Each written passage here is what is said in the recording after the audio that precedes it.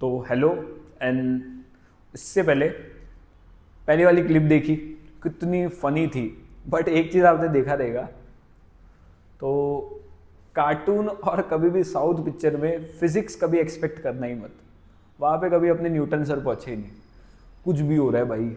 एक आपको साउथ की मूवी का एक किस्सा बताता हूँ।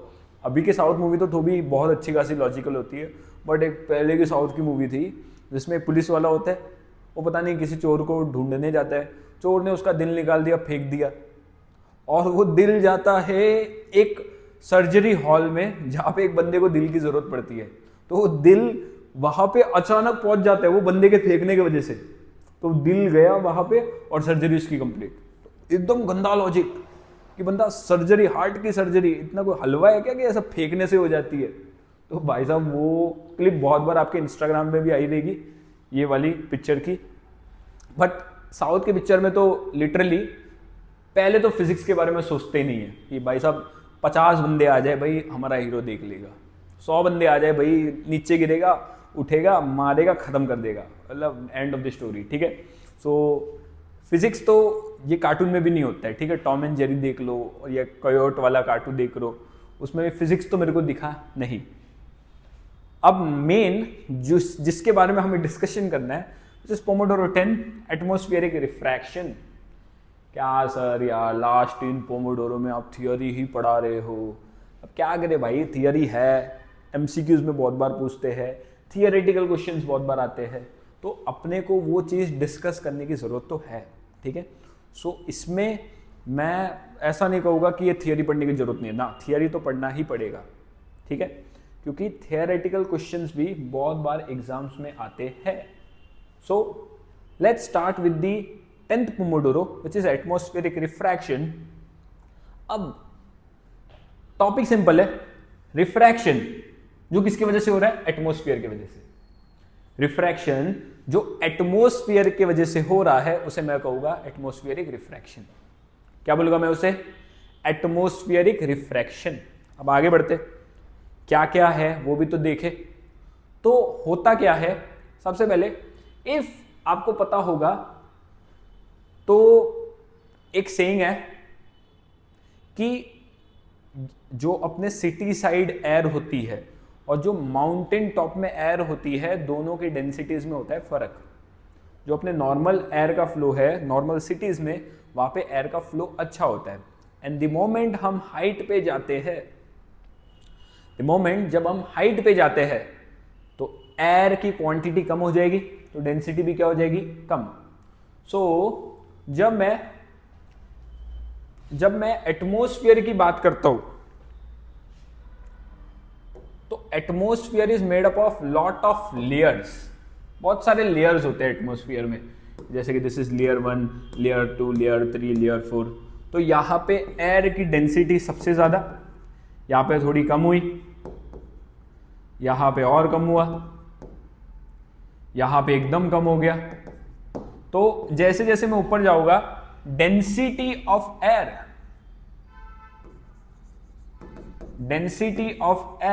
क्या होगा, डिक्रीज होगा। जैसे मैं हाइट पे जाता हूं डेंसिटी ऑफ एयर हर बार क्या होगा, डिक्रीज होगा। तो अगर समझ लो रे ऑफ लाइट सन से अर्थ की तरफ आ रही है, तो स्टार्टिंग में यहां पे तो कोई मीडियम ही नहीं है, सन से अगर अर्थ के बीच में आ रहा है तो नो मीडियम। जैसे ही एटमॉस्फेयर में एंटर हुआ तो ये बन जाएगा मेरा, ये पहला वाला बन जाएगा मेरा रेरर, एंड दूसरा वाला क्या बन जाएगा, डेंसर। रेरर से डेंसर, रेरर से denser, it will bend towards या away from normal, it will bend towards या अवे फ्रॉम नॉर्मल। तो रे ऑफ लाइट आई, टकराई, दूर गई, आई, टकराई, दूर गई, आई, टकराई, दूर गई, तो ऐसा अवे अवे डायरेक्शन में बेंड होता रहेगा। मैं ये क्यों बता रहा हूं, क्योंकि अभी यहां पे मेन टॉपिक स्टार्ट होगा। What, when light travels from space to air density of different layer increases. अगर नीचे से ऊपर जा रहा हो तो डिक्रीज होगा, ऊपर से नीचे होगा तो क्या होगा, इंक्रीज होगा। तो अगर एक बंदा स्पेस से आ रहा है, अगर एक बंदा स्पेस से आ रहा है अर्थ पे, तो स्टार्टिंग में ऊपर वाली लेयर की डेंसिटी एकदम कम, अंदर आया डेंसिटी बढ़ी, और अंदर आया डेंसिटी बढ़ी। So density keeps on increasing and due to this increase in density यहां पे क्रिएट होगा टर्बुलेंस। क्या क्रिएट होगा? टर्बुलेंस। अब होता क्या, ध्यान से सुनना। इन द एरोप्लेन अंदर एयर बहुत ज्यादा होता है और बाहर क्या होता है? एयर कम। तो due to difference in density अंदर की एयर बाहर जाना चाहती है, तो दैट क्रिएट्स अ टर्बुलेंस, एक फोर्स क्रिएट होता है, ठीक है। एंड वो फोर्स की वजह से ही जो मेरा एरोप्लेन है वो हिल जाता है। बाहर एयर का फ्लो बहुत फास्ट होता है और वो फ्लो जब एरोप्लेन पे हिट होता है तो उसके वजह से क्रिएट होता है टर्बुलेंस। तो यहां पे भी वो लेयर्स के साथ वही हो रहा है कि जहां पे एयर कम है वहां पे वेलोसिटी ज्यादा होगा, तो दैट विल क्रिएट टर्बुलेंस। अब होगा क्या? तो हमें पढ़ना है atmospheric refraction, bending of light while passing through the earth atmosphere. Atmosphere की वजह से जो रिफ्रैक्शन होगा उसे मैं कहूंगा एटमॉस्फेरिक रिफ्रैक्शन। किसका एटमॉस्फेयर? अर्थ का। अरे बाजू वाले का थोड़ी लेगा, खुद का ही लेंगे। तो कौन है? अर्थ का है, तो अर्थ का ही एटमॉस्फेयर होगा, है ना। अब आगे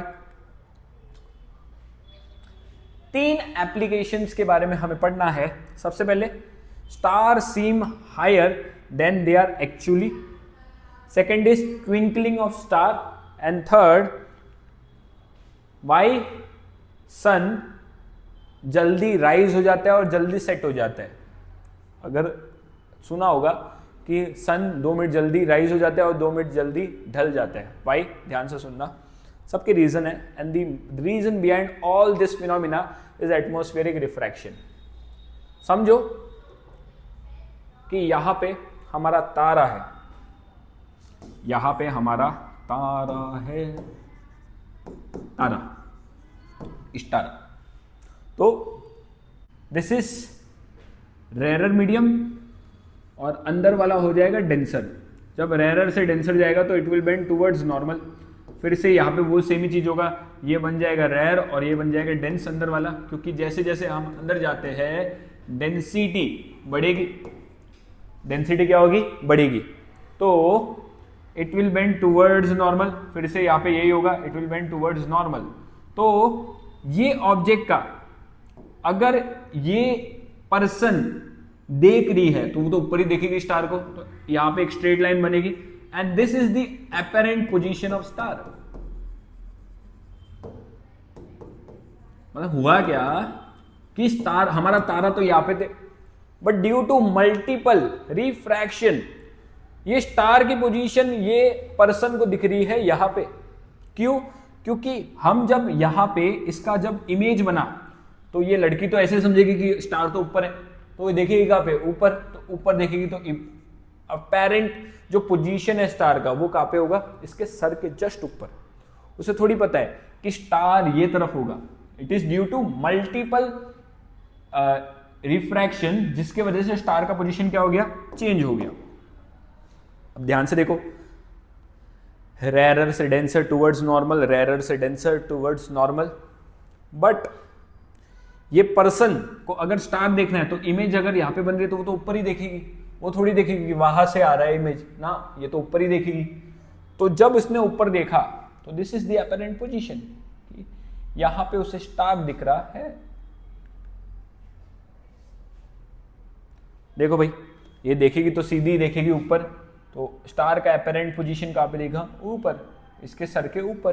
ठीक है, तो देखो क्या हुआ, star seem higher than they actually are. Light from the star travels from rare to denser, bending every time towards normal. बात तो सही है। एंड उसके वजह से ये स्टार का पोजीशन चेंज हो गया। अब ट्विंकलिंग ऑफ स्टार, ध्यान से समझना। अब जैसे ये मीडियम से एयर आ रहा है तो ड्यू टू एयर का टर्ब्यूलेंस, कभी कभी ऐसा होगा कि एयर की स्पीड बहुत ज्यादा है तो वो ज्यादा लाइट्स को एब्जॉर्ब कर देगा। स्पीड ज्यादा है तो वो लाइट को क्या कर देगा? एब्जॉर्ब कर देगा। एंड बची हुई लाइट को वो जाने देगा। तो कभी कभी ये स्टार की वजह से ज्यादा लाइट आ रही है एंड कभी कभी ये स्टार की वजह से कम लाइट आ रही है। क्यों? क्योंकि रिफ्रैक्शन की वजह से ज्यादा एनर्जी का लॉस हो गया कभी कभी, एंड रिफ्रैक्शन की वजह से एनर्जी का कभी कभी कम लॉस हुआ। एनर्जी ज़्यादा या एनर्जी कम लॉस, उसका मतलब हुआ कि जो रेज है कभी कभी बहुत ज़्यादा आ रही है और रेज कभी कभी कम आ रही है, तो ज़्यादा कम, that creates an illusion in our eyes, कि जब रेज बहुत ज़्यादा आ रही है तो स्टार हमें बहुत ब्राइट दिखता है, और जब रेज बहुत कम आती है अपनी आंखों पे तो हमें लगता है स्टार की लाइट्स बहुत कम आ रही है, दैट इज डिम स्टार। तो इट इज नॉट अबाउट कि स्टार चमक रहा है ना, इट इज दैट कि स्टार की वजह से कभी कभी ज्यादा लाइट आ रही है एंड स्टार की वजह से कभी कभी कम लाइट आ रही है, that's create an illusion in our eyes, कि कभी कभी स्टार ज्यादा लाइट दे रहा है एंड कभी कभी स्टार कम लाइट दे रहा है। तो ये क्यों हुआ? Due to multiple refraction in the atmosphere. तो रीजन सेम है भाई, कि ज्यादा रिफ्रैक्शन होगा तो कभी कभी ज्यादा लाइट आएगी एंड कभी कभी कम लाइट आएगी, तो उसकी वजह से इल्यूजन क्रिएट हुआ आइज में कि तारे चमक रहे हैं, तारे क्या हो रहे? चमक रहे हैं। Next and final, that is advance arise and delay sunset. Same चीज कि सन है यहाँ पे, लाइट आ गई, लाइट आई तो उसके वजह से मल्टीपल रिफ्रैक्शंस हो गए, रेयर से डेंसर टूवर्ड्स नॉर्मल, रेयर से डेंसर टूवर्ड्स नॉर्मल। तो यहां पे जो बंदा है उसको तो लगेगा ना कि लाइट तो सीधी सीधी आ रही है और उसको सन कुछ ये वाले पोजीशन पे दिख रहा होगा कि यहाँ पे ये जो लाइट है वो सीधी सीधी आई है, और वो बंदे को तो सन यहाँ पे ही दिखेगा, क्योंकि वो बंदा देखेगा तो सीधा ही देखेगा, तो सीधा देखेगा तो उसे सन कहाँ पे दिखा? एकदम उसके सामने। सन तो है यहाँ पे, वह शिफ्ट होके कहाँ पे दिख रहा है? इन दी ऊपर वाले डायरेक्शन। तो ये क्यों हुआ? Multiple refraction of atmosphere, same reason. देखो भाई, बंदे को तो सीधा ही दिखेगा, सन कहाँ पे दिख रहा है? यहाँ पे, and this is the apparent position of the sun. Same चीज सनसेट में भी होगा, सेम चीज सनसेट में भी होता है, ठीक है।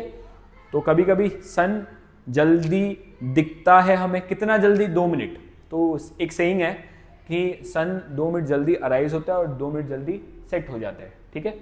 So this is due to refraction of light in the atmosphere. तो because of this the sun appears to rise 2 minute earlier and set 2 minutes later than it really does, ठीक है।